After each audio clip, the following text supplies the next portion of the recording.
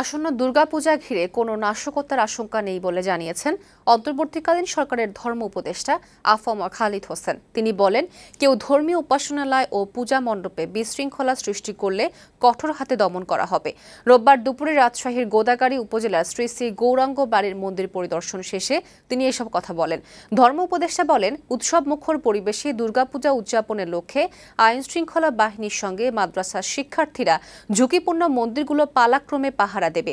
কোনো অপরাধী এই ধর্মীয় উৎসবে বাধা দিতে পারবে না। কাউকে জোর করে পদত্যাগে বাধ্য এবং শারীরিকভাবে লাঞ্ছিত করা গর্হিত কাজ বলেও জানান তিনি। আসন্ন যে দুর্গাপূজা, এটা সনাতন ধর্মের ভাই বোনেরা ধর্মীয় উৎসাহ উদ্দীপনা নিয়ে পালন করতে পারবে। এই ব্যাপারে আমাদের কোনো চ্যালেঞ্জ নেই, এই ব্যাপারে কোনো নাশকতার আশঙ্কা আমরা করি না।